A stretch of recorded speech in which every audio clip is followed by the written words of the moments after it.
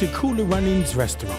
Located at 1802 Nereida Avenue, corner of Wickham Avenue in the Bronx, we specialize in the best Jamaican and American cuisine, serving breakfast, lunch, and dinner. We are open 24 hours, 7 days a week. We offer free in-house delivery, minimum $20 purchase, and we also have Uber Eats. We do barbecue Thursdays, fish fry Fridays, and seafood Saturdays. For more information, give us a call for our address and menu, 718-324-7484. Once again, that's 718-324-7484. Cooler Runnings Restaurant, simply the best Jamaican food.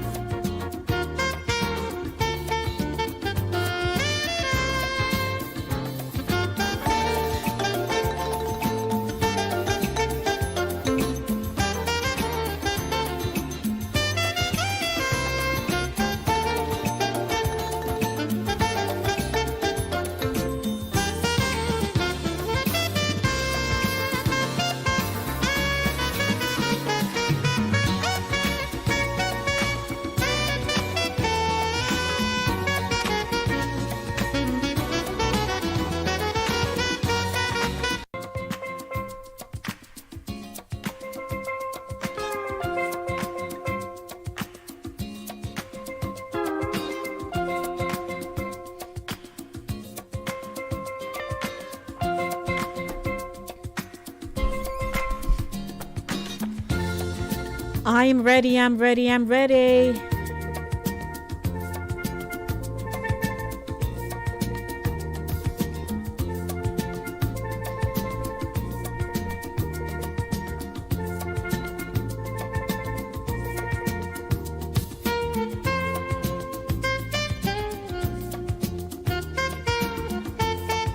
Well.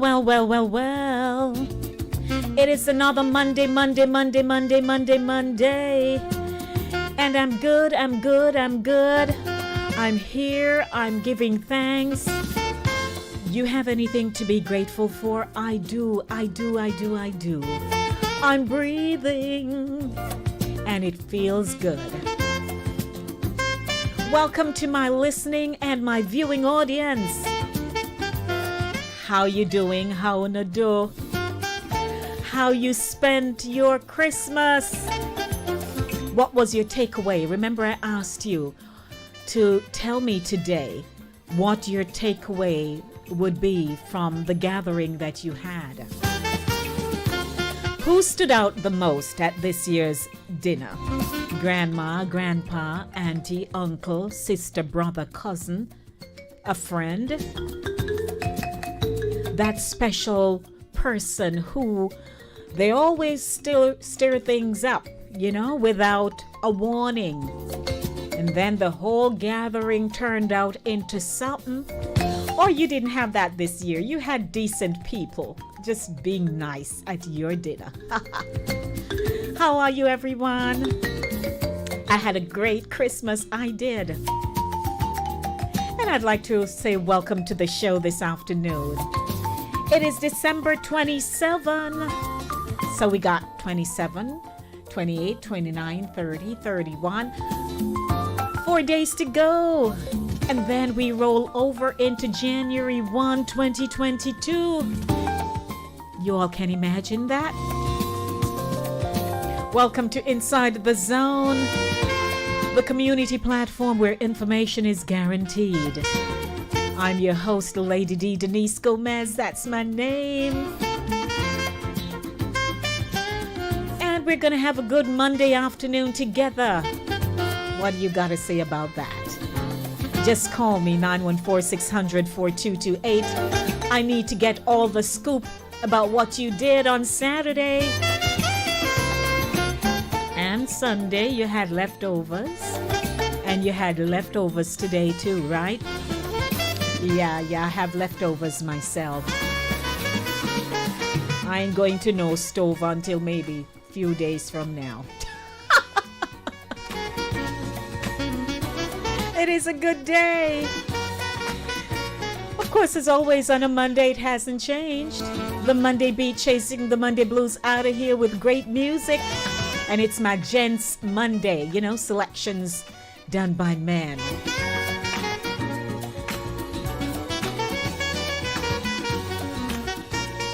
Then voices, the intellectual voice that has everyone talking. Fake reviews in Jamaica. Fake, F-A-K-E. How many times have we watched videos and we literally hang on every word that presenter says? And it sounds plausible, doesn't it? Like facts left, right, and center. And we say, boy, that person have it down pat, man. But how many of us fact check? You check before you present. Not many of us. And even if you're not a presenter, but you like current affairs and you want to be sure that you have your facts down pat, so that when you're having a conversation, you sound informed. Right? But sometimes we don't bother. The thing just sound good and we say, yes, man, that one look like I can play it, or I can even relate to it, and pick snippets out of it and incorporate it into your presentation or that discussion you're having. But sometimes it falls wrong. So I have a clip to share with you this afternoon, just to bring you in the know as to how here is another journalist who that's what she does.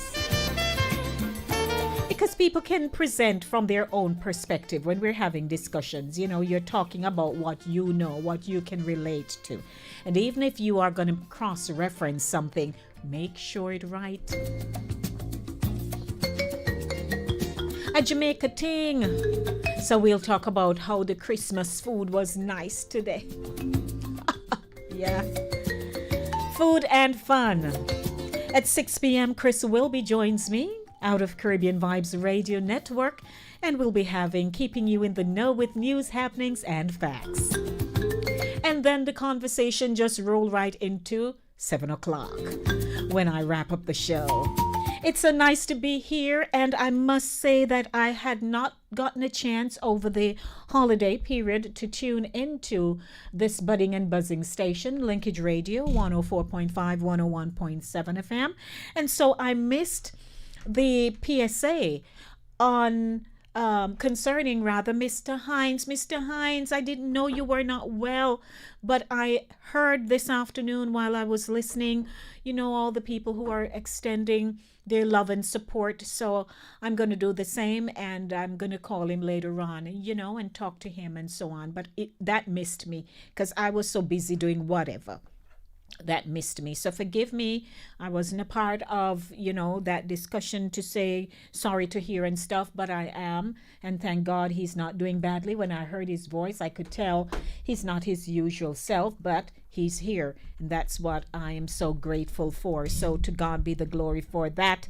25 minutes after 5 o'clock. I'll be here until what time again? 7 o'clock. It's now time for some good music in my Monday beat. Let's shake the Monday blues out of here. I don't have any Monday blues today. You know why? I'm off for the week. Taking you back to a younger version of Beresford Hammond. I'm in love with you. Could you give me a beat of your time? Doo-dum. Wanna show you what's here in my mind. That I'm in love with you. Without control. Yes, I'm in love with you. You're on my mind, oh baby. You're so on my mind. Tell me who is the love?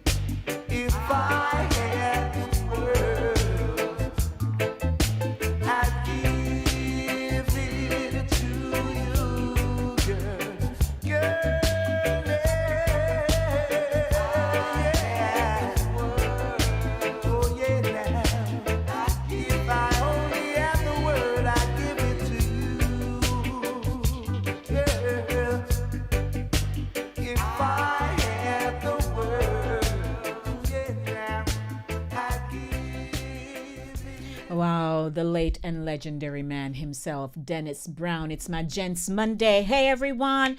Christmas gone. And we're still here having a good time, you know. I rinsed out Christmas the other day, and you came along for the ride with me. Hey, Auntie Daphne, how are you?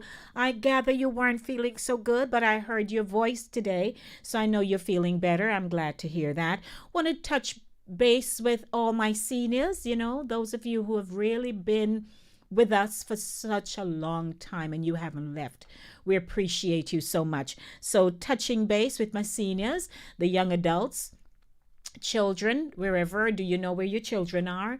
You know, some of us as family, we are having challenges with our nephews and nieces and children and grandchildren and so on. And everybody think they big, you know, and they want to do their own thing. Until they get into trouble, you have to be there. No matter what, you still have to be there. So in this season of us saying Christ was born, not only was he born, but he died. Not only did he die, but he was resurrected nowhere else in the world. Have you heard that story? Which means it has a purpose. It has a purpose that we are able, we're built a certain way to be able to overcome and to blast stuff when they want to come mess with you. So blessings to you, everybody. Welcome to the show. My name is Denise Lady D. Gomez. What time is it? 5:35 p.m. Welcome to Voices, the intellectual voice that has everyone talking. My tag for this is fake reviews in Jamaica. How many times you've heard them talk about Jamaica and people just take one little trip to one particular place and they just label Jamaica across the board. We ain't having it. Welcome to the segment. Stick and stay with me. Don't go anywhere.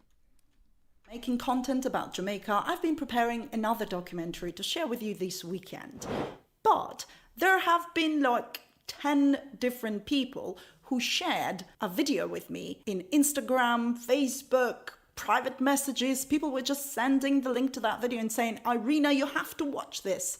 And I'm like, yeah, what is the video? My family as a whole will never step foot on the island of Jamaica again. I will go to Iraq, and I've been. I will go to Afghanistan, and I've been there, before I go back on the island of Jamaica. Yeah, it's that bad. The video has a thumbnail, 18 months in hell, and the title, Why My Family Will Never Return to Jamaica. And it is published by Mario Stinger, who calls himself a perpetual traveler. So I thought, okay, let me do a little research on what happened there and just address every single issue he mentions, because obviously some of them are very incorrect. However, when I started doing the research, what I found was absolutely mind-blowing. And by the end of this video, you will know why I have decided to publish this. But first, let's address the issues he mentions about Jamaica.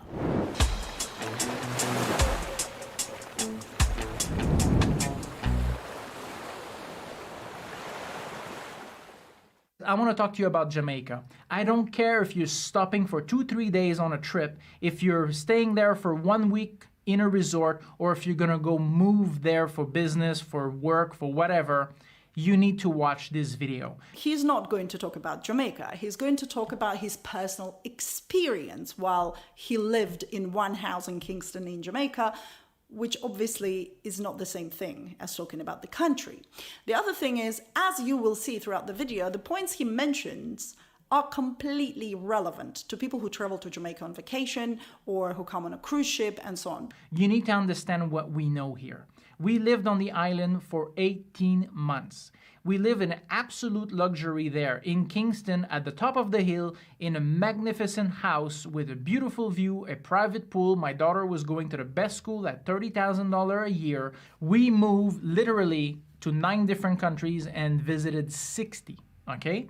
And I would never go back to Jamaica. Mario is a French-speaking Canadian who spent 18 months in Jamaica and calls the country hell. I'm a Russian-speaking Ukrainian who spent 7 years in Jamaica. I don't think Jamaica is paradise, but I definitely think it is one of the best countries in the world to live. Mario claims that he has traveled the world and lived in 9 countries and been to 60. Well, I lived in 10 countries and been to 50. As a foreigner myself living in Jamaica, having had quite extensive travel experience, I believe that I am qualified enough to make a response to his video. Basically, Mario brings up only 5 negative points, these ones, but he broke them down into 20 small personal examples that he didn't organize that well, so I had to kind of rearrange them into groups. Some of these points are true, some are half true, but most of them are fiction. I don't want to call them lies, but fiction. So first, let's start with Jamaica has bad infrastructure, because there is the most fiction in there. Driving on the island, the issue is this: they use their high beams at night all the time. So you get blinded all the time. There's not much luminosity. And on top of that, to make it worse, okay, the roads are like a war zone. So that's why the UN was giving us special training, special advanced driving skills in muds and stuff like that. I think it was really useful. I learned a lot from that course, but the reality is it's needed on the island. Trust me. It is true that often people drive at night with high beams that can blind you. That's why it's better not to drive at night in Jamaica unless you are an experienced driver. However, UN footage he is showing makes it look as if there are no roads in Jamaica or that they are really bad. Sure, some roads in the hills would have potholes, but not this. If you want to know what roads really look like in Jamaica, there is an excellent YouTube channel called In Jamaica that has a lot of footage with roads. Please check it out. Kingston, the pollution is extreme. Even if you wash your floors every single day, you're still gonna have your brown feet. At the end of the day, you're gonna have to wash your feet before going to bed because they're gonna be super black and dirty. Unfortunately, Kingston, tremendously polluted because they burn the dump and everybody burns everything anywhere. Instead of just throwing your garbage out, you're gonna just burn them, burn your leaves or burn whatever. Air pollution is not measured by dusty feet. It is measured by the concentration of PM 2.5. And these are tiny particles that we can breathe in. The higher the concentration of these particles, the more polluted the air is. The air pollution level in Jamaica is very low, even in Kingston, and it is lower than in Montreal, Mario's hometown in Canada. Kingston would usually have an average of 3.1 concentration of PM 2.5, while Montreal would often have peaks of over 20. However, it is true when people do their gardening in Jamaica, they often have to burn branches and leaves because there is currently no other solution, and this is the real problem, not the overall air pollution, like Mario is claiming. Then Mario complains about ATMs, so that they take 20 minutes for a transaction. And it's funny that he's showing the footage of an ATM in Russia for some reason. I mean, half the time they don't work or they don't have the right standard. And I even asked a banker once, I said, are you giving massages when you go to the ATM? Because damn it, why do they take 20 minutes just to withdraw some money? Well, I don't know if they're slow in everything they do. They don't understand how ATM works, but man. Well, here's an ATM in Jamaica.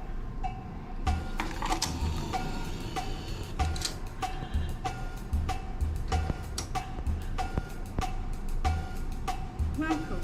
Please enter your secret number.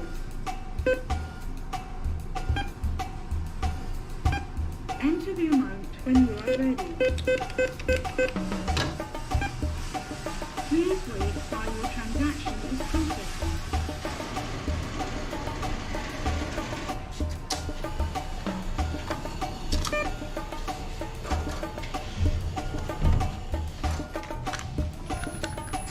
However, if you're using an international card, which could have been the case with Mario, and if it takes slower at every ATM, this means that your bank back home doesn't give a fast response. So it looks like Mario has blamed Jamaican ATMs for the work of his bank in Canada or wherever he has a bank account. Most developing nation I know will always have 1 or 2 hospitals for expat or for the rich people on the island or in the country. In Jamaica, not so much. It's all small little clinics open whenever. And if you get wounded on the weekend, good luck because most hospitals are closed. There are plenty of hospitals in Jamaica. They're not small clinics. If you talk about private hospitals, I have footage of Andrews Memorial Hospital in Kingston or Hospiten in Montego Bay. They're open 24 hours, 7 days a week. And yes, if you live in a small rural community up in the hills, it might take time to get to hospital. But Mario lived in Kingston, so... The next block is that Jamaica is an expensive country. And this is true. I have a video that covers the cost of living in Jamaica and presents all factors arranged into 5 categories by different lifestyles. Mario's lifestyle would probably fit to what I call comfort in my video, about $10,000 per month. But you can survive in Jamaica for as low as $350 per month. Just check out the video and it will give you a better explanation. Now, the overall problem with Mario's video is that it doesn't provide facts. Instead, he makes assumptions and makes up stories. A few examples. Jamaica has the most expensive electricity in the world. Most people are actually grifting on the grid. Okay, I was trying to find the statistics he is using in his video because obviously he didn't provide any sources like where he got that graph. And I did find it. But if you look at the statistics, you will see that the country number 1 is Germany. I mean, he could have just said that Jamaica is in the top 5 most expensive countries or in the top 10, but he wanted it to make it sound as if it's the most expensive, so he photoshopped it to number 1. So there is nothing wrong with his statement that electricity is very expensive in Jamaica. It is true. However, listen to what he says afterwards. Most people are actually grifting on the grid. So the problem is by stealing electricity, it increases the price of it for everybody else. And JPS cannot keep up. Basically, he doesn't know the real reason why electricity is so expensive in Jamaica, and instead he assumes that the reason for that is because Jamaicans are stealing electricity, like from each other, and that's what makes electricity expensive, which is not true, obviously. The reason why electricity is expensive in Jamaica is because JPS is a monopoly. I am actually going to make a video about JPS and about how electricity works in Jamaica and why it is so expensive. So if you don't want to miss that video, please don't forget to subscribe and check your bell notification so when the video comes out, you can check it out. Food on the island is super expensive, but at the supermarket, it looks like after a zombie apocalypse. I'm not joking. Most of the time the fruit is either rotten or it's very bad. Over there, even if it's rotten, they're gonna leave it there. Like obviously he went to a supermarket during some restock or something, so he found these empty shelves like being restocked. And then he found some older fruits and veggies that are being removed and he just took the photos of them, which is ridiculous. This is not what you usually see in Jamaican supermarkets. But another thing that I really liked about it is this photo. Okay, because people are still buying it and at extremely high price. Why olives? Why not foie gras, for instance? Why not Reggiano Parmigiano? Why olives? I mean, it's just so random. Anyway, the most popular video on my channel is a video about the supermarket. It has over 600,000 views, so if you haven't watched it yet, feel free to check it out. I show shopping at Progressive Food Supermarket with prices for all types of goods, how much things cost, and so on.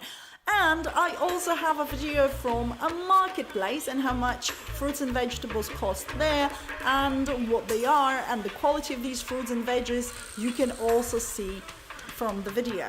65% import tax. You bring a laptop that's $2,000, you're gonna pay $3,000 for that laptop. I'm not sure where he got this 65%. Some import taxes can be 100% import tax. It depends what kind of goods. So yeah, it's true that import taxes are high. However, how is that relevant to personal items? He's making it sound as if no matter what you're bringing to Jamaica, you have to pay 65% tax on it. It's only when you are importing goods, like if the goods are delivered to you by some different company, like New Goods, right? Then you might be paying import tax on these goods. But when you're bringing your personal belongings, like the used goods, like your laptops, your cameras, your whatever, you're not paying any tax. And you're gonna be constantly searched when you land as well. So if you think that you're gonna just fly in, you're gonna have some issues, you won't be able to do that. I've been flying back and forth to Jamaica for over 7 years now, right? There hasn't been a single time I ever been searched. Not a single time. The guests who are coming to Jamaica, they never get searched unless they're bringing some kind of goods to declare or something like this. People don't just get searched for no reason. Then Mario talks about some parts of Jamaican culture that he couldn't understand. The other problem is also soon come. This is the thing that as a Canadian, actually, I was going crazy. A friend of mine's from the Netherlands, he was freaking out because they're really punctual. On the island, forget about that. Soon come can mean 10 minutes from now, can be 3 weeks from now. You call a plumber, Maya, me soon come, okay? And then 3 weeks later, the plumber show up. You already had it fixed by someone else. I myself have a video called 10 Reasons Why Living in Jamaica is Difficult.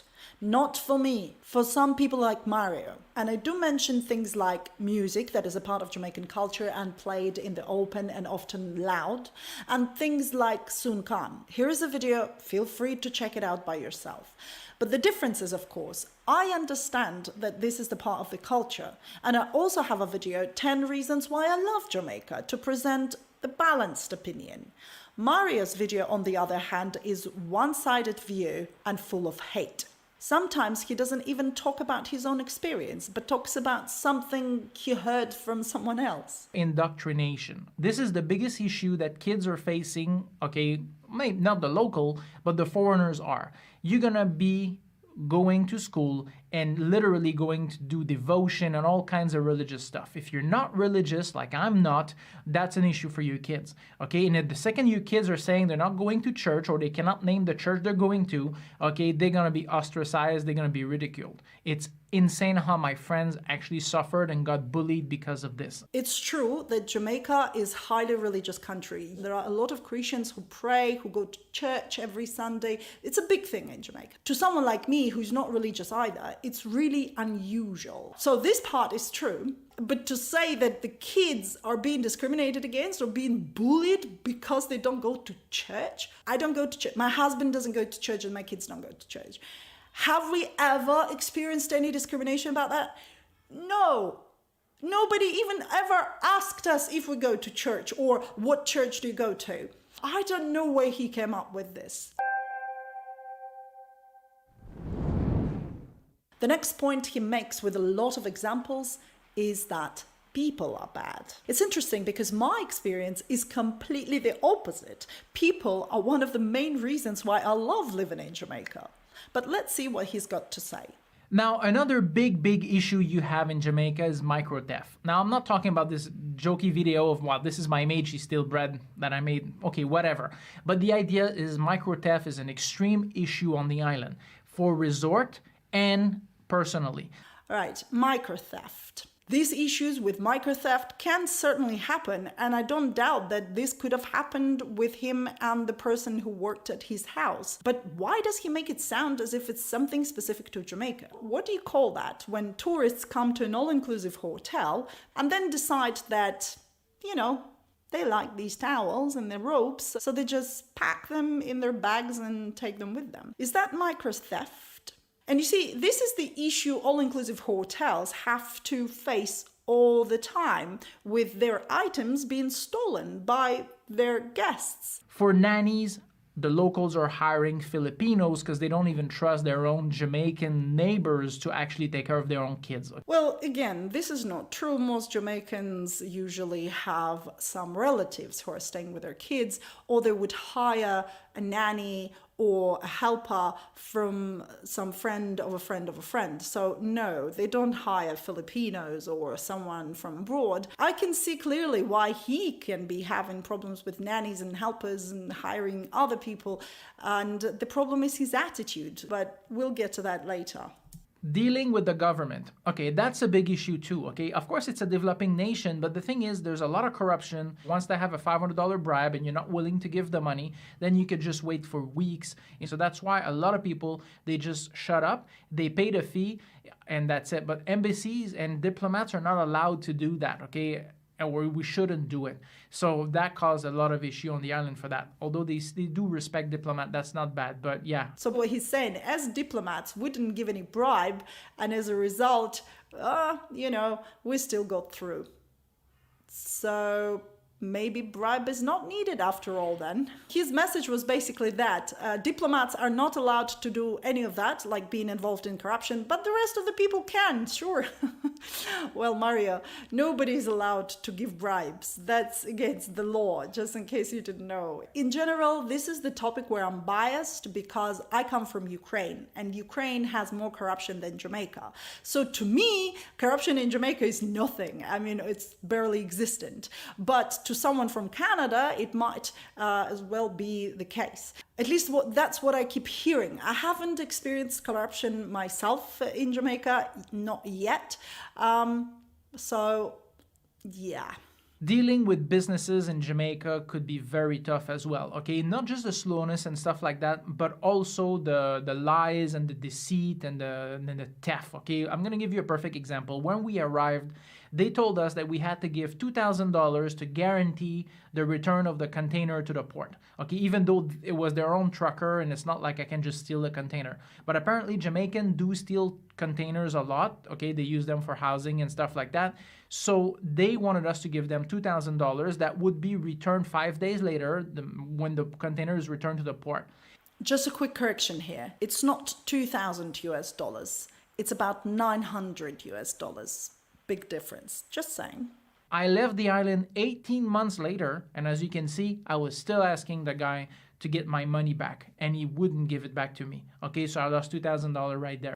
Listen to this. Okay, I'm gonna give you a perfect example. For your perfect example of dealing with Jamaican businesses, you chose MSC. It's a Swiss company, Mario. If you didn't like what Jamaican branch did, you could have just called their head office in Genève. Vous pouvez parler en français. Vous pouvez leur expliquer le problème? Pourquoi pas? Or maybe he did, because a part of his message says MSC confirms they're refunded. Which is strange. Why would the head office refund branch in Jamaica? Refund for what? You see, the detention deposit is not taken because they're worried that somebody can steal the container. It's taken because there are container detention charges, like a rent, to keep his container. So most likely, Mario didn't pay the charges, so he's lost his deposit. But he's not showing that part of the conversation, so I don't know. I don't want to make false claims, okay? Anyway, moving on from here to the most popular topic of them all, safety and crime. I have a video called Jamaica Crime Rate Explained. I also have videos about the representation of Jamaica in foreign and local media, which explains the real reasons why people think Jamaica is dangerous. I usually don't care about the author of the story or the video. All I care about is the message itself. But the case with Mario is very different because he's trying to use his status and experience as validation to give weight to his words. For example, We've lived in warmer countries. We lived in Africa. We lived in Philippines. I had housing in other places around the world, including Switzerland. I drove all over the place, Mumbai, Hanoi, in Vietnam, everywhere. so because he's such an experienced traveler, he knows better. We should trust him that Jamaica is a bad country. He also keeps bragging that he's super wealthy and has a diplomatic immunity. You heard it right. A wealthy diplomat who is making YouTube videos. First of all, Mario claims to be a professional journalist. He's also a writer of fiction. He wrote these 2 books. But this is not the fun part. The fun part is the statement about the author. Mario is a Canadian author whose career was in industrial counter-espionage. He also has been gravitating around the United Nations for many years and currently lives abroad where he is granted diplomatic immunity. Industrial counter-espionage? So he's not only a journalist and a writer, he's also like an anti-spy who writes about it openly in the internet. There is more. Mario Stinger is obviously not his real name. I'm publishing my books under a pen name. This is mainly to protect myself and my friends, as I'm hitting very close to the mark when I'm talking about the UN. As a bearer of a diplomatic immunity, anonymity is something I had to consider. Interesting. Even more interesting that it took the whole 5 minutes to find his real name. It begins with TH. I'm not going to expose it here out of respect to YouTube guidelines. But Mario, you've hit the mark this time. And it is happening now. The former Soviet spy is coming right after you. With love, from Jamaica. As it turns out, Mario, who is a journalist, book author, timeshare seller, and a diplomat, began his career in industrial counter-espionage with a Kickstarter project, where he raised over $10,000 to create the world's smallest multimeter. There he claims to be an experienced businessman who started manufacturing security and surveillance equipment from 1997, then went into banking and biometric equipment, and then sold the company. This is what he said back then. Hi, this is Mario from Sensify. We're days away from launching our Kickstarter campaign, which will promote the world's smallest multimeter. Now, this is not a reason why I'm here though. This video is not about promoting you to buy the multimeter. It's to buy the company, the distribution chip, an exclusivity contract for you to distribute our product in your country exclusively. So he created a Kickstarter project not to develop the product, but to persuade people to buy the right to distribute the product that had not even been established. Not surprised, funding for this project was suspended by Kickstarter, and I just hope that those 10,000 was returned to those who pledged. But remember, his company was called Sensify. That company had a Facebook page, here, which was then turned into head-up display for glasses and environment gaming for some reason, and then magically turned into crypto and gadgets news, before becoming the Uncoin, cryptocurrency and ICO news. He doesn't sell cryptocurrency. He created his own. Hi, my name is Mario. I'm a Canadian entrepreneur who had the chance to retire at the age of 33. Since then, I have lived and traveled all over the world. It is extremely difficult if you live in a developing nation to accumulate coins because of your computer speed and the electricity that you have to pay. Uncoin will completely change this by allowing... Sorry, I just found this so funny. What, Canadian people don't pay for electricity? And what does he mean by computer speed? Is he really suggesting that my MacBook Pro in Jamaica is working slower than his MacBook Pro in Canada? Your websites, by the way.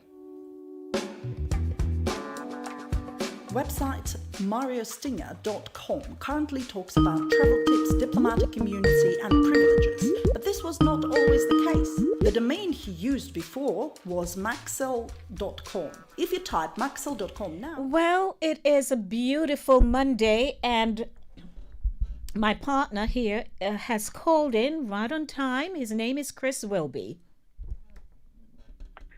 Lady D. Chris Wilby. I was so stuck on listening into that. I almost didn't call you almost didn't call, right? And I think I just have about maybe 6 minutes left of it. Very interesting video that you're playing. Man. The information is riveting. Mm-hmm. Mm-hmm. So how are you before we get off on a tangent here? I am fantastic. Lord. So I have to now go out and buy. I have to now go out and purchase the award for vast improvement. We tell us, we learn from you, you know. Hallelujah. I take up all the singing too. I am fantastic. That's right. Yeah. Chris, so nice to hear you. How was your Christmas? Boy, I tell you, the Christmas was awesome, man. Awesome. We had family over and we had lots of food and yeah, we enjoyed ourselves. It was good. Very nice. Good. And I see some people I see some people partying down the place. One of my friends that will remain nameless at this point, partying down the place in some expensive dress and thing and just toasting and Partying. gallivanting and going Partying. on and Oh man. enjoying herself like that, Yes, So it's been a I good guess it was Christmas. good for some people. But how was your Well, the Christmas person holiday? so happens to be me, and the party, Oh, yeah. So, that's whatever. I really enjoyed my Christmas season this year, and I was intentional about it. Didn't have anything to do mm-hmm, with spending money or anything like that. It's just the fact that I am a Christian. I love Jesus Christ. I am intentional in everything that I'm doing in this season of my life and going forward. And so I am just in a very positive mind space, and nobody's going to take that away from me.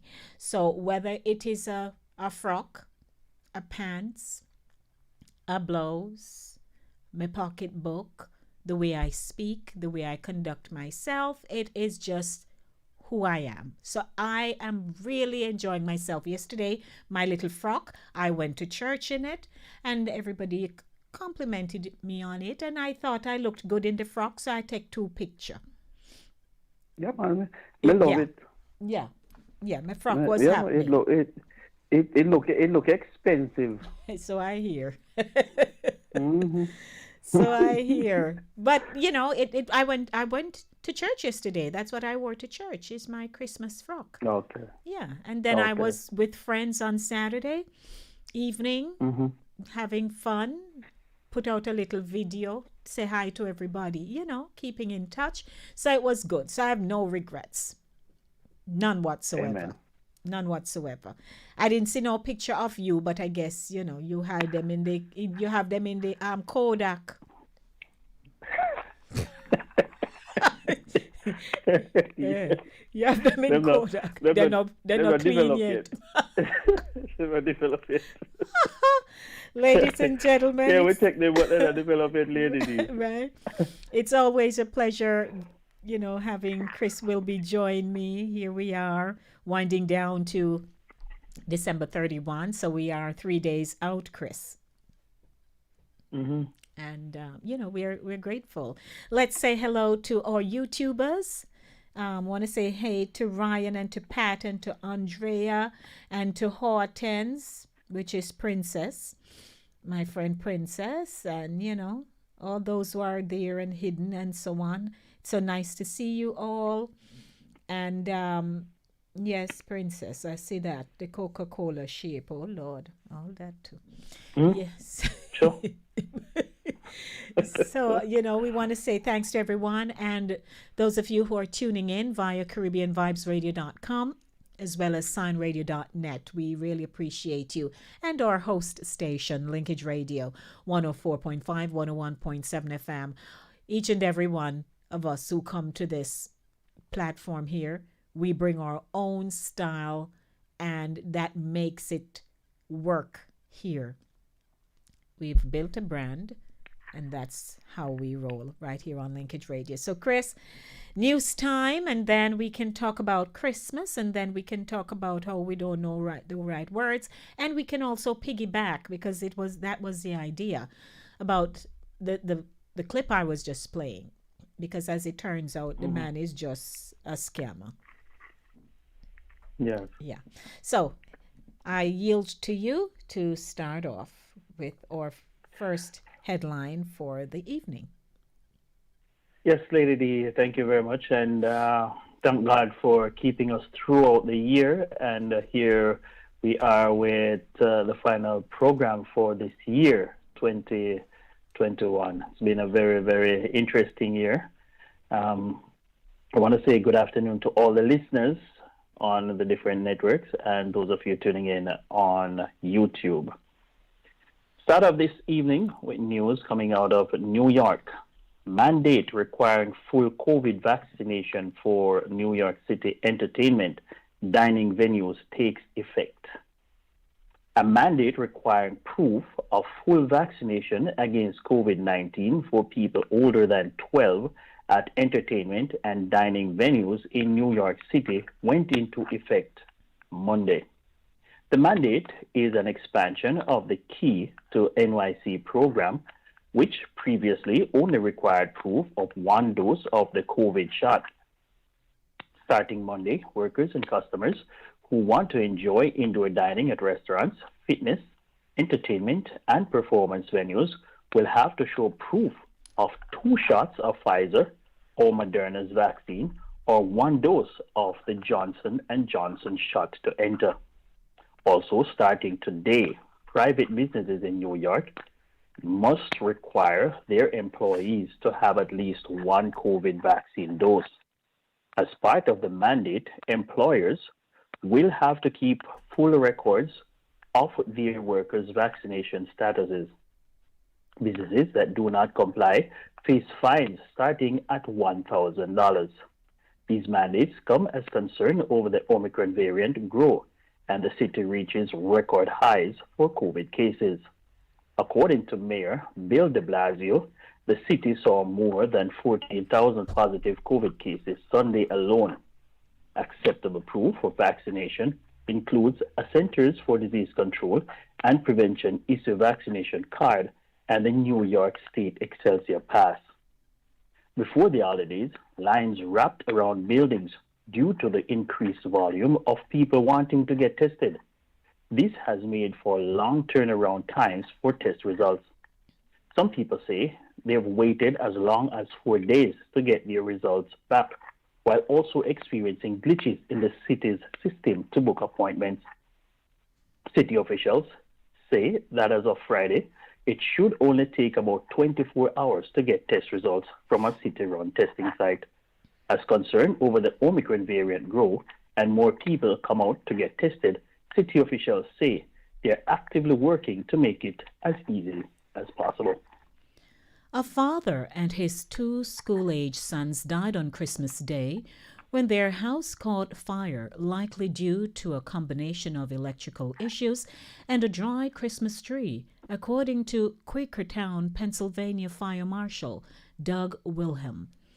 The area of origin was a Christmas tree, so we're not sure if it's because of electric or a dried-up old Christmas tree, Wilhelm told CNN on Saturday. It is with unbearable sorrow that we share with you this Christmas morning the tragic news that the King family, in a house fire early today, lost their father Eric and 2 Richland Elementary School students, the Quakertown Community School District shared in a Facebook post. The police and fire were dispatched at 1:22 a.m. Saturday to the home, where all 5 family members were asleep on the 2nd floor of the home when the fire broke out, Wilhelm said. First responders made numerous attempts to get into the house, but had a hard time getting in due to the magnitude of the blaze, the fire marshal said. Quote, "It was too dangerous to get inside on the front side of the building with the fire," unquote. Wilhelm told CNN the front door and front window were blocked. Fire was advancing to the entire home at that point. It was very difficult for firefighters to make a safe entry. It took a while. When firefighters finally entered the home, they discovered the bodies of Eric King, 41, and his 2 sons on the 2nd floor of the 2.5-story home, Wilhelm said. The mother and the family's eldest son escaped with minor burns, were treated for injuries at Lehigh Valley Hospital, and have since been released, Wilhelm said. The coroner's office is expected to conduct an autopsy on the 3 bodies, Bucks County Coroner Meredith Buck said. 2 family dogs also died in the fire. A GoFundMe page created in support of the King family has raised more than $530,000, far outpacing the initial $20,000 goal as of Sunday afternoon. More than 2,800 flights have been canceled Monday as COVID cases surge across the globe. Of the more than 2,800 canceled flights, around 1,000 were within, into, or out of the United States, according to FlightAware. Almost 11,000 flights are delayed. Globally, Airlines canceled more than 6,000 flights on Christmas Eve, Christmas, and the day after Christmas. In the United States, more than 1,200 flights were canceled and more than 5,000 were delayed on Sunday alone as staff and crew call out sick. The cancellations come as the busiest time of the year for air travel. The U.S. Transportation Security Administration said it screened millions of people each day over the holiday period, peaking at 2.19 million travelers on Thursday, December 23rd. On Wednesday, more people passed through TSA checkpoints than on the same day in 2019. Alaska Airlines, which canceled 133 flights of 19% of its operations Monday, attributed its cancellations and delays on winter weather in the Pacific Northwest. The airline said it canceled almost 250 mainland flights scheduled to arrive or depart from Seattle Sunday. As of Monday afternoon, Seattle-Tacoma International Airport has the most delays and cancellations in the world, according to FlightAware. Saturday, air travel was a bit slower because of the flight cancellation. More than 1.53 million people passed through security checkpoints Saturday.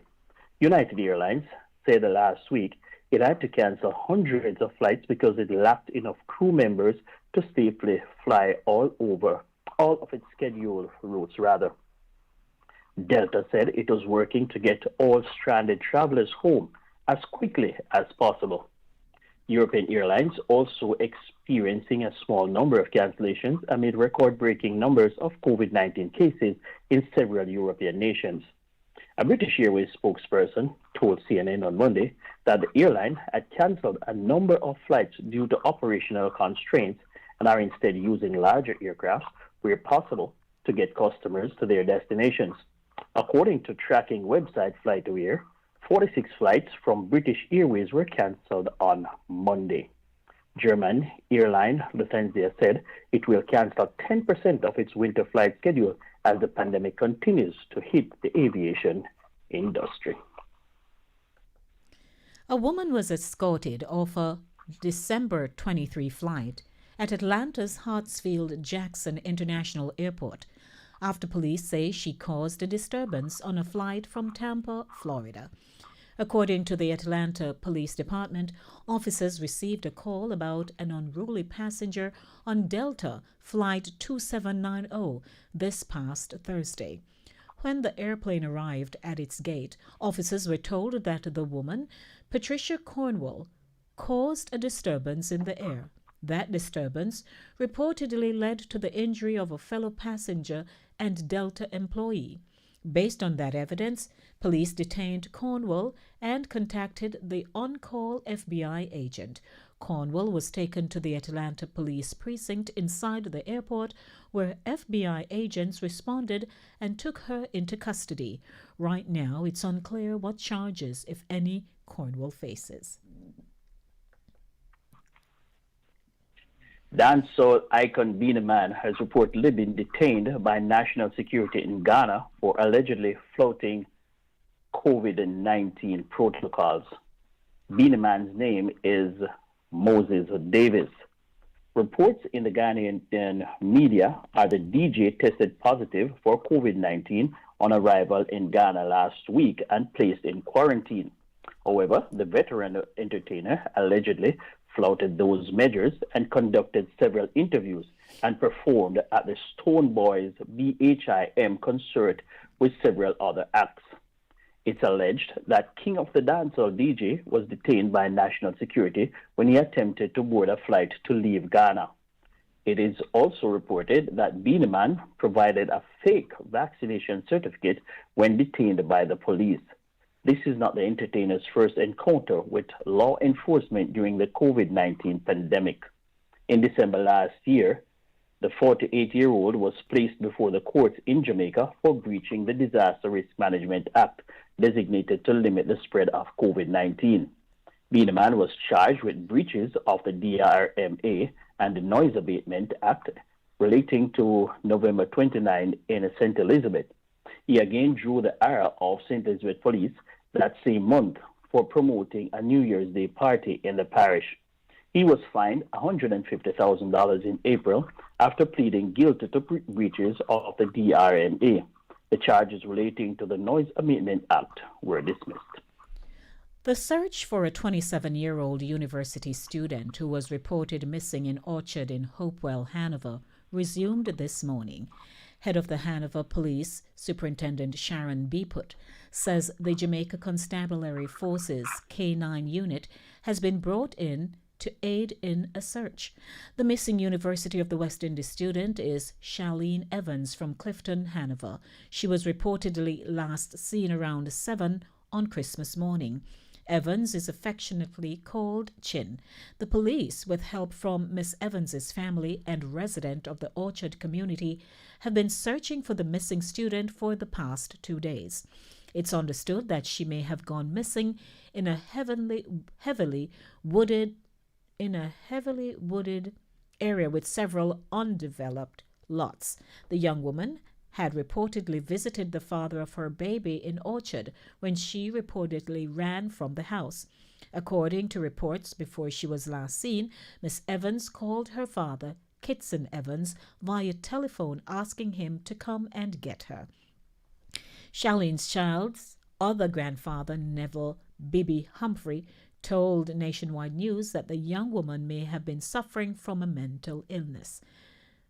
Mr. Humphrey says this prompted his son to return to Jamaica to care for his child.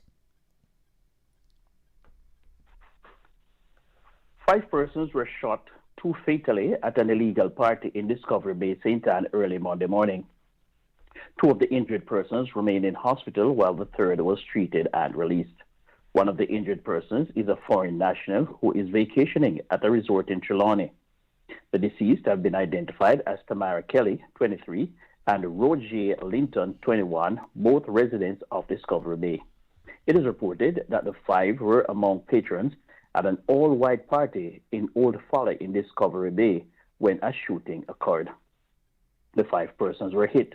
The shooting reportedly happened shortly after midnight. A 1-year-old girl was shot and injured while a man was killed at a premises on Hanover Street in Kingston on Monday morning. The deceased has been identified as 22-year-old Anthony Campbell, otherwise called Ant's Man, a laborer of Hanover Street. Police informed that the toddler is hospitalized in stable condition at this time. Reports from the Kingston Central Police are that at about 1:30 a.m., residents heard explosions and alerted them. On their arrival, the lawmen found Campbell lying on a bed inside his house with gunshot wounds, while the baby was found suffering from bullet wounds. Both injured persons were assisted to the hospital where Campbell was pronounced dead and the child admitted. Investigations are ongoing. Minister of Health and Wellness Dr. Christopher Tufton has committed to undertaking a robust public awareness campaign aimed at reducing the stigma surrounding mental health issues. Tufton said the campaign would also target the widespread and negative symbolism associated with the Bellevue Hospital, the country's foremost mental health facility. This disclosure came during last week's annual patients' banquet at the East Kingston Hospital, where the minister delivered the keynote address. He said that as a society, Jamaicans tend to view the Windward Road institution as a sort of no man's land. The rest of society stays far from it, avoids it. And tragically and unfortunately, even with cases when those very individuals must and should identify with because they know or are related to someone who is served by the institution, they still stay away.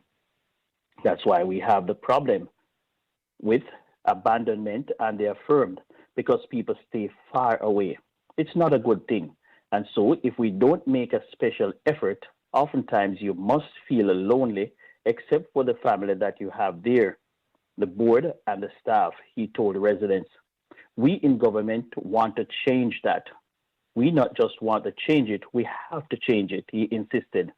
The Minister of Health and Wellness said that many of the people who say bad things about those who are treated at the facility also suffer from a lot of the very same mental health issues. I see the stats. I look at the research. The reality is that mental health challenges in our society today affects far more people than we would like to accept and recognize. And there is no scorn that should be associated or applied with a mental health challenge, he argued. Depression, anxiety, schizophrenia, and some who don't allow themselves to be treated, they suffer in silence because they are afraid of the stigma. They are afraid of the very impression that they have of you and the institution that others will know have of them, Tufton added. Consequently, the health minister gave an undertaking to lead the charge in changing the stigma surrounding the island's sole mental health hospital. As a society, we need to come to terms that mental health issues are not only about people in an institution, it's about people in the corporate office, about people in the factory floor, it's about people who clean the bathroom, because that is life. That's the nature of life and the associated challenges that we face. So my appeal here is not just about you, Bellevue residents. In fact, I want you to help me to change that perception by helping to show that, in a sense, you have been more fortunate to get help, but you have also been more bold to seek help and be willing to get help, Tufton urged. The Pan American Health Organization, PAHO, has welcomed the World Health Organization, WHO, emergency use listing of an AstraZeneca vaccine produced in Latin America. This is an important milestone for Latin America and highlights the importance of technology transfer to increase the availability of quality COVID-19 vaccines in that region, said PAHO Director Dr. Carissa Etienne. PAHO said that the AstraZeneca vaccine, produced jointly by Argentina and Mexico, is already in use in some Latin American and Caribbean countries, and its inclusion in the emergency use listing will facilitate its procurement and distribution through PAHO's revolving fund, as well as COVAX, the international mechanism to increase global COVID-19 vaccines access. The approval comes as the pandemic enters another year and the region sees a steady climb in COVID-19 cases. In the past week, the Americas reported over 1.1 million new COVID-19 infections, a 6% increase in cases from the previous week. PAHO said that vaccine inequity, however, continues to divide the region, with a handful of countries unlikely to reach the 40% vaccination target by the end of the year and many just above the 50% threshold of full COVID-19 immunization. Etienne said boosting regional capacity to produce vaccines is key to bridging this gap, citing the international endorsement as an example of how the region is primed to develop its pharmaceutical manufacturing capacity. Quote, "If given the opportunity and tools, our region can deliver," unquote. PAHO recommends countries opt for WHO emergency use listing vaccines, which are evaluated based on international standards for quality, safety, and efficacy. Approximately 27,357 Jamaicans will receive a one-off payment under the COVID-19 Cash Assistance Program. The $155 million cash transfer initiative is aimed at aiding poor and needy persons who are not benefiting from the government's social assistance. The United Nations World Food Program, through the Canadian government, provided a grant to the Ministry of Labour and Social Security to undertake the initiative. The ministry will oversee the equitable distribution of the funds. The cash distribution is being facilitated by We Pay Jamaica Limited through its network of outlets across the island. Speaking at the launch at the ministry in Kingston last Tuesday, Portfolio Minister Carl Samuda said that the use of We Pay will increase efficacy in the distribution of the funds and facilitate greater levels of accountability. We saw the need to make most of our activities digital so that persons can choose when to go to collect what they need.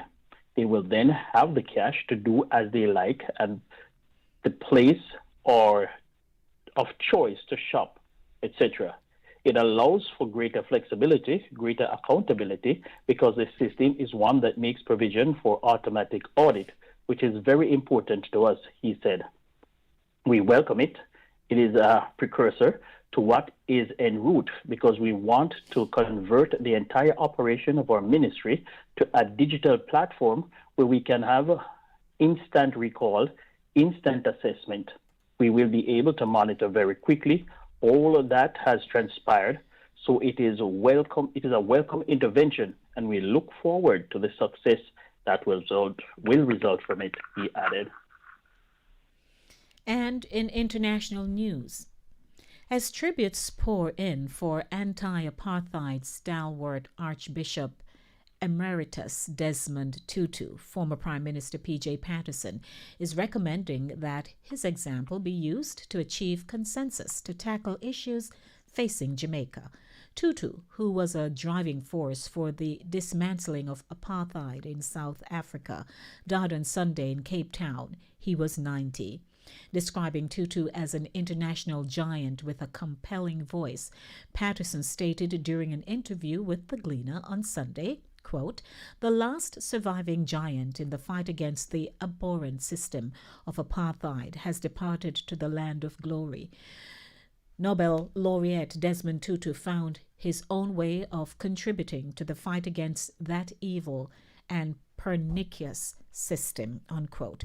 At the same time, the Caribbean Community CARICOM Secretary General Carla Barnett says the regional bloc is profoundly saddened by the death of Archbishop Emeritus Tutu. Quote, Archbishop Tutu's strong moral voice was a very significant factor in the successful struggle against the brutal racist policy of apartheid in his homeland.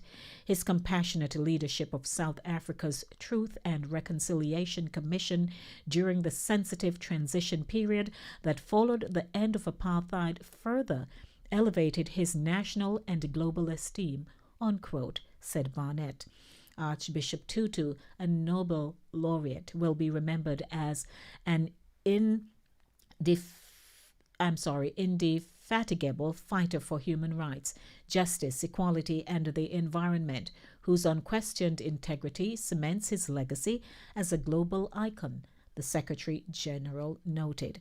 And Patterson, whose tenure as Prime Minister coincided with the waning years of apartheid, remembers Tutu as a man who could forge consensus among diverse people. Tutu won the Nobel Prize in 1984, and a decade later he chaired the Truth and Reconciliation Commission, which was established to unveil the atrocities committed under white minority rule. Patterson shared that to win the battle against apartheid, Tutu had to fight on many fronts simultaneously, including on political, economic, religious, and cultural front lines. He found a unique way of getting engaged in all these fields without appearing to enter the political fray. He was very gifted in the art of preaching and of writing, and he used those talents to provide that spiritual linkage which made him a formidable force that no government of South Africa could imprison, stifle, or contain. And to finish off this year, Lady D, on a lighter note, if you want to sound more intelligent, ladies and gentlemen, there are a few phrases that are embarrassingly outdated, says the grammar expert. And I am no grammar expert, but I'm just going to read. We are going to read what the grammar experts are saying. Right. That there are some words and phrases that you should avoid using if you want to sound smart. Number one is bandwidth. If you're talking about internet usage, go for it. But today, a lot of people use bandwidth to refer to human capacities to take on a task, and it's getting tired. It has officially become a buzzword that your business partners don't have the bandwidth to keep hearing. That was number one. Number two, end user. As with bandwidth, here's a computer word that's spread to more general use, especially in marketing and advertising. Our main problem with it is that it's dehumanizing and impersonal. Why not use people centric words like customer, buyer, or client? Number three is granular. Granular first made a major blip on the radar at the beginning of the pandemic. People talked about examining data on the granular level, looking at the smallest bits of information to make important decisions. That's legit, but it's being used so often now that we seem to avoid a simpler word: detailed. That's right. Number four, hack. To hack used to mean to cut with heavy blows. Then came the computer age and a new definition, courtesy of programmers. Now millions of enthusiastic people are blithely hacking all sorts of things, from cookie recipes to clogged toilets. To make things worse, these new hacks are sometimes as complicated as the old-fashioned quick solutions, which means a lot of hacks aren't even hacks. Number five, I did a thing. That's a phrase. This is a petty one, but it's also a phrase that a lot of people have complained about to us. You're scrolling through an Instagram page and bam, your friend posts that she, quote unquote, did a thing and puts up a picture of a holiday decoration she made. Can't she just say, I made this? No, it has to sound fancy. Number six, it is what it is. This phrase is on a roll. I have used it myself. Some say it dates back to a 1949 article in the Nebraska State Journal, but it really took off in the 2000s. In the past year, we've heard it everywhere. Thanks to COVID especially, we're all very aware that what it is. So why does everyone have to keep smugly saying it? It is what it is. Yeah. Number seven, influencer. Man, I have heard that phrase so many times over the past few years. It's unbelievable. You can't escape influencers, although we'd like to try. Today, pretty much anyone with even a small social media following is called an influencer. And businesses toss them a few bucks to tout, say their massage oils in the hopes it will increase sales. A frightening side note, new related terms are emerging like thinkfluencers, micro-influencers, and nano-influencers. Of course. And number eight, jab. Jab, which means a quick, sharp blow or an injection into your body, was used mainly in Britain. But it made its way across the pond through COVID vaccination coverage and caught on big time. Jab has a certain appeal.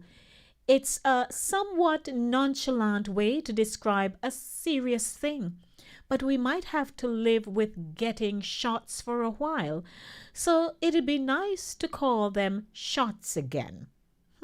I don't know, I got my jab twice. Yeah, you're right. When I hear the jabs, Lady D, it reminds me of Jamaica because that's all they talk about in Jamaica. Nobody talk about shots. Everybody talk about the jab. See there? That's what I'm If you talking listen to the talk shows, it's the jab. If you listen to the Prime Minister, it's the jab. If you listen to Chris Tufton, the Minister of Health, it's the He jab. talks about the jab. Everybody's jabbing. Yep. And I have booster to go get. So So, ladies and gentlemen, keeping you in the know with news, happenings, and facts, we featured today's headlines. And of course, earlier I featured a clip which had about 4 minutes left of it, where a journalist in Jamaica critiqued a video that someone told her about. And I had coined it as fake reviews in Jamaica because for a lot of people, Chris, if we are talking about Jamaica or any place in the world that we have ever gone to, we're speaking from our own experiences, right? Or you might read an article like we have read several this afternoon, and you have picked bits and pieces from what we have read, and we put them together and we create an argument. So if it's a presentation that we have to make, or if we're having a discussion, in order to sound as though we're so informed, we'll pop these out, right? From whatever sources we found them. But how do we know that they are accurate? For some of us, if I see a headline, I go in search on different sites to be able to determine if this is credible. If at least 5 or 6 other major networks are carrying this thing, and you read the information and it lines up pretty much, you can say, fine, this seems plausible, I can use it. But sometimes people, if the thing sounds plausibly, just sound real, it sounds right.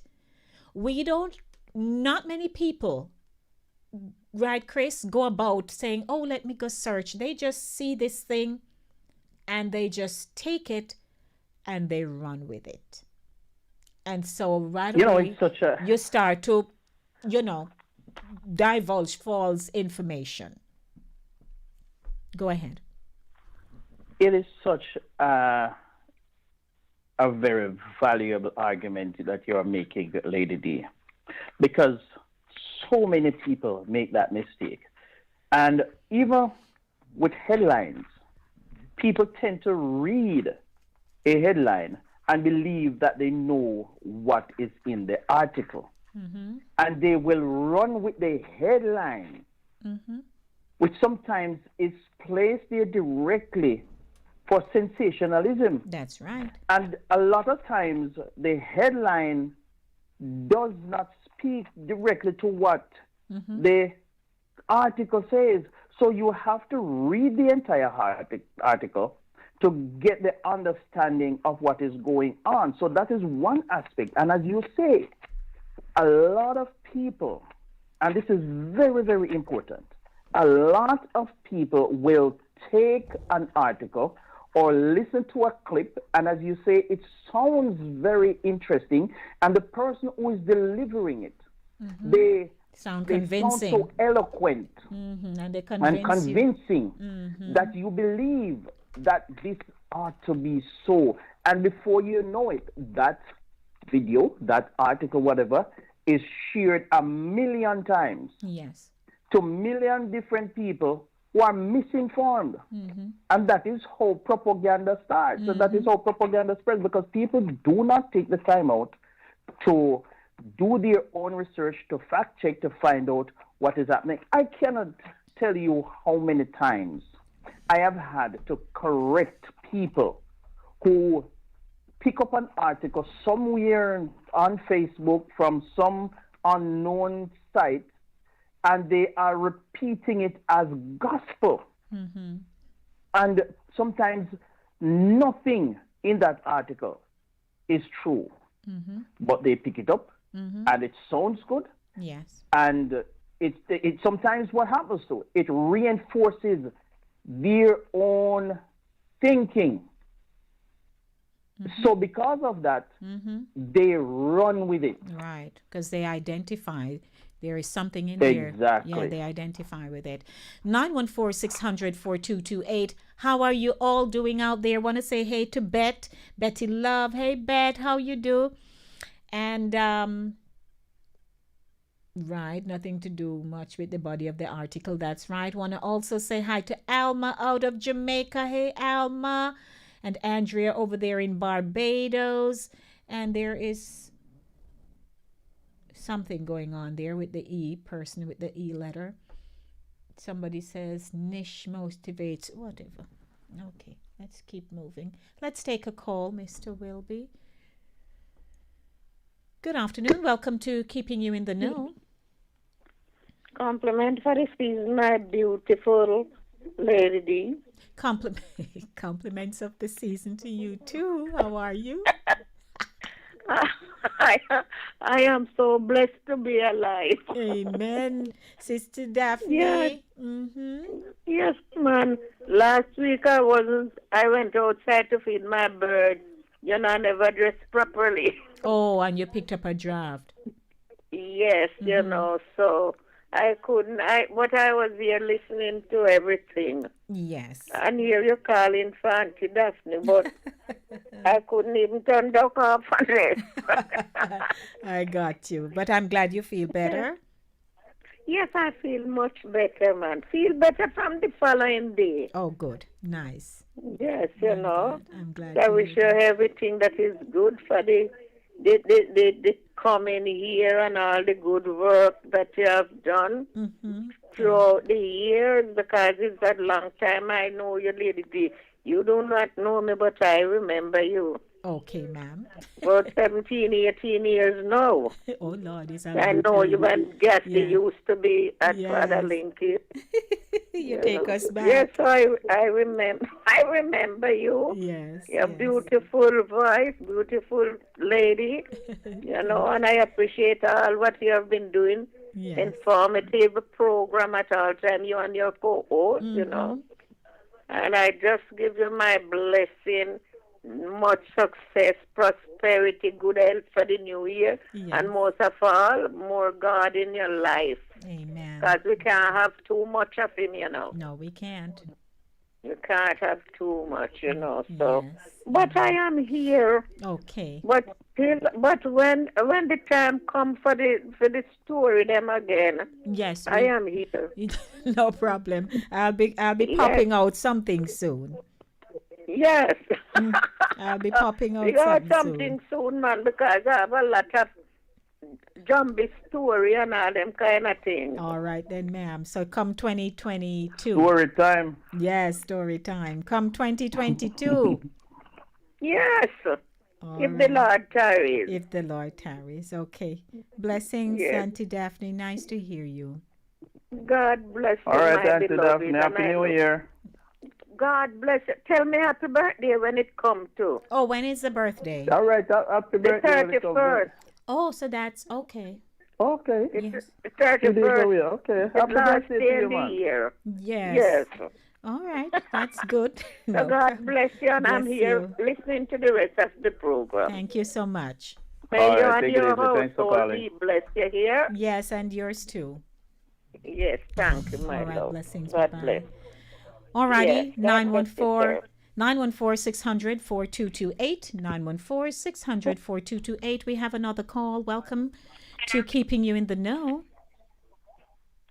Good afternoon, Jesus greetings, Season's greetings. and to your co-host there, Chris. Thank you, Bet. Good afternoon Thank to you, you. everyone. Thank you. Yes, Bet. Oh. Really, I want him to guess. I want him to guess. Demon. You know, well, you know, I'm the host, so I have to step in. My apologies. Hi, Betsy. How are you? I am blessed today. Good. Okay. Blessings to everyone. Auntie Daphne, how are you doing? I heard you. And everyone else. I am here just saying hello. So from then until now, Yes, you know, ma'am. we're still here. So showers of blessings. Showers for of the new blessing. year. Yes, and to you too, All right. Bet. Thank you very much. Nice And to thanks for hear you. all your support and the acknowledgement of how things should be done proper on mainstream. Put it that way. Yes, indeed. Yes, ma'am. I learn from you, and I also learn from Chris, and I learn from everybody. That's what I'm talking about. You both. I have learned from you guys to help me along the way where I'm at and the part that I am on. That's Thank right. you very much. You're welcome. Thank you, Bet. Blessings. God bless, Betty. Thank you. Yes. Okay. You're welcome, Chris. I'm here listening, all right? Thanks, love. Okay. And of course, we were taught along the way, right? Some of us went to different Oh, yeah. classes for different things. So here we are today. But, you know, as we are talking about the headlines to Chris, another young woman, you know, can't be found in Yes. Jamaica.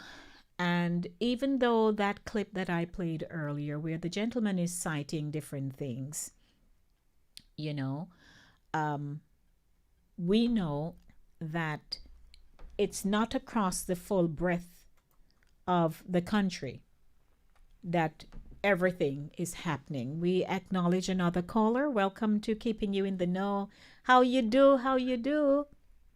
I am blessed. I'm blessed. Good evening, Lady D, Chris, and to everyone in the chat and the radio listeners. Hey, Pat. Mother Hey, Pat. Daphne and Betty Love, how are you guys doing? Hope you had a wonderful holiday. Yes, yes. Fantastic. We did. It was All nice. right. Okay. I know. We don't have much time to go into the previous that Chris spoke on, but I just want to say I thank you and Chris for the opportunity of coming on the radio every Monday, with this program. The program has been uplifting, educational. We have learned so much. We have been empowered, and I have met new friends in the chat. And I just want to thank you, and may the Lord continue to bless you both as you continue to do your research and to come up with new topics, so we can discuss, we can grow together, we can love each other. It has just been a blessing. I mean, this year has been a bumpy ride. Yes. It has been a roller coaster ride. But we are alive, and we have lived to tell the tale. Today is the last Monday in the year for your show, but you have been blessed, I've been blessed, and I know others have been blessed. And we want to thank Dexter, and publicly we want to thank your sponsors who are running for sponsoring the show. So thank you all, and may you have a wonderful evening and get home safe. Yes. And we will be meeting again, Thursday? Yes. Hopefully. So you be blessed. All right. Stay Thank you safe so now. Thank you, Pat, and we appreciate All right, you. Pat. Thank you very much. You're always there. You're Thank welcome. You're welcome. Thank you. Okay. Bye-bye. Okay. Chris, did you know that Pat came in and sat with me on my program once? Oh, I never know that. Yeah. Yes. Maybe That's interesting. a few years ago. Before we run out of time, I just want to say this, Lady D. This program has been an inspiration for me. I too have learned a lot along the way. When we come here on Mondays, we come and we try to present the news, and we have discussions, and we are hoping each time that we come that it will be enlightening to the general public. But in order for us to do that, we have to make sure that we do our own research and find the news articles and all of that. And by doing that, we are also enlightening ourselves. And I must also say thanks to the engaging audience. We have developed a family camaraderie here, and I really look forward to coming here on Mondays. It's whenever I'm not here, I really miss being here. Because the discussions that we have here, I really, really enjoy it, and I just want to say thank you very, very much, Lady D. Thanks for inviting me the first time when you did. You invited me as a guest. And I remember myself and Simi Simone, we came on as guests. I do not remember what topic we were discussing, but we came on as guests. And here I am today. I am stuck. Right. You're stuck with me. So yes, years later. Years later, right? Exactly. Yes. Yeah, so thank you very much, man. And thanks to the sponsors, and we look forward to the continuation into 2022 and beyond, the bigger and better things. Like, we can't say enough thanks to the audience. Believe me. The audience, man. We love you guys, the YouTube audience, those that are listening in silently, those who call in regularly, like Pat and Eddie and all the others. You know, we love you guys, and we could not have done it without you. Thank you very much. Yes, the regulars, you're right. Yes. And Gloria and Yam Lady. And say Auntie Daphne now, because she has her segment, right? Yes. She has her segment. So once I create that, well, it's a recreation, because as most of them know, I usually do. I used to have a segment in the afternoons from 2 to 4 called the what did I call it again? The afternoon. What did it name again? The afternoon something another. And that was strictly with entertainment news. I did no other news, but entertainment news, riddles, proverbs, all those kinds of things I used to do in that afternoon. You know, and people who are in restaurants and stuff would say, oh, when I asked them about the ladder, I had given I created a riddle centered around ladder. You remember ladder, the vehicle? A gentleman had called me from some restaurant to say he wouldn't be able to tell me what he did in the larder. Me said, no, tell me. Oh. No, tell me publicly. Oh, Lord. I had to put out quick disclaimer. Let's take a call. Good afternoon. How are you? Welcome. Good afternoon, Lady D. My Gloria. Good Gloria. afternoon, Mr. Wilby. How are you? You know, I'm not too bad and not too good, but I just called to wish both of you all the best for the new year. Yes, thank you. And thank you so much for this program that you have brought to us. You know, I look forward to it. This afternoon I was out and I was hurrying.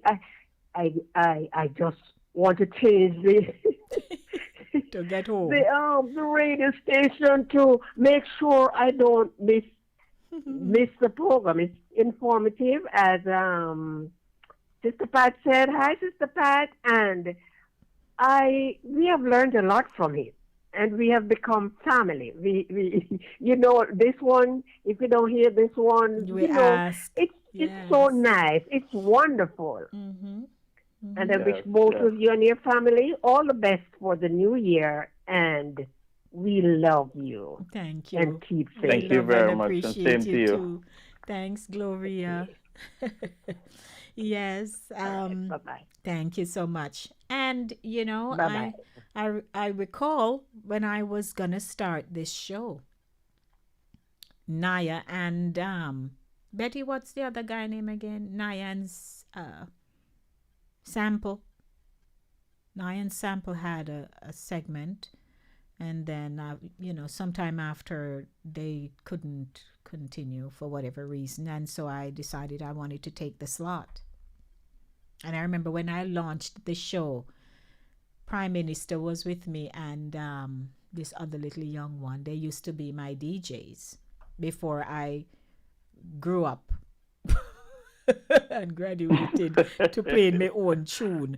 And Graduated on my own. On my own, yes. And Humble Lion, yourself, you know? Humble Lion used to come in and play with me sometimes, or this other gentleman, tall. I just see him sometime. We say hi together on Facebook, you know. So it has been a journey, and a good one. Learned a lot along the way, And yeah, here we are today, So I'm so grateful for all the sponsors who have sponsored the show, people who have appeared on the show, people who have called. There are people who perhaps have never called, but they listen, because not everybody like to come and hear themselves on radio, It requires a Yeah, lot. that's true. Requires a lot of self-confidence, but Yes, certainly. yes. And so I want to say blessings to my YouTubers for coming in. If Ryan come in and him don't see Brainbox, Jackie, or Pat, he's asking and I don't know what to tell him. And I'm like, oh, maybe they soon come. And then the days when Betty would hang out with us. Betty, remember, to the point where a gentleman had asked Betty, so when is your show? That time the Betty now have no show yet. Betty, remember the days. So it's been a good journey, and I'm a very consistent kind of person, and I realize you are like that too, Chris. If we say this is what we're gonna do, no matter what, we take our time and we build and try to perfect it as we go along. So thanks everyone. A minute to 7:00, but certainly our last feature of the Monday Drive in 2021 has been good. And please stay true to yourselves. I don't care what nobody say about me. I am like the duck. I keep moving and the water just keep flowing off. Stick to what you know, who you are, what you do, and you'll be fine. So will I. So thanks. Pat says the program has been inspiring, uplifting, educational, encouraging, and uplifting. I have learned a lot and meet new brothers and sisters. That is true, because if Ryan come in, he just starts his roll call. So I want to bless up everyone and accept the final call before we go. Hi, how are you? I'm good. And- Season greeting to you and Chris, and all the best for the new year. Blessings, Eddie. Thanks, Eddie. And, Same to you. And Eddie been on the journey with us forever. And ever, amen. Amen. All right, Ed. All right, blessings, thank you, Eddie. Yes, Eddie and Arlene and Tafara. Oh, Lord, we need to go do a checklist. Betty, we need to put a checklist together. So thanks, everyone. God bless and keep you. And, Chris, your final comments? Yes, Lady D, it has been a very, very interesting ride. I love every moment of it. And once again, I want to say thank you for having me as your co-host. First as guest and now co-host. And we are definitely on a roll, and 2022 is only going to get better. And we have some things in store for them, but we're not telling them yet. We're not telling them yet. And can you imagine when we roll it out? Hallelujah. We're not even going to say a word. We're Right. just going to whatever. Exactly. Yes. All right. So happy New Year to you and everyone. God bless you. Looking forward to seeing you in 2022. Blessings, Chris will be. Alrighty, ladies and gentlemen, it has been a pleasure hosting the final show of the Monday Drive in 2021. Looking forward to 2022. And yes, we have some stuff planned. It's gonna be so good. So to my YouTubers, I'm asking you to always share the link and have someone like and subscribe to the channel, because once we roll out what we have planned, then you, our viewing audience, are gonna benefit from it. So I'm looking forward. Thanks to Cooler Runnings Jamaican Restaurant, 1802 Nereid Avenue in the Bronx, for sponsoring the show, and for you always being here to keep my company and to talk to me. Any day I come here and start talking to myself, you all have to just, do something about that. So blessing, that's not going to happen. As always, love yourselves, love your children, and remember, in everything you do, it is the will of God concerning your life. A lot of love and blessings, everyone. Mwah, mwah, mwah. I'm out of here. So as long as you call my name, then I will answer. I'm a happy camper, and love is my sponsor. Oh, and as long as I'm an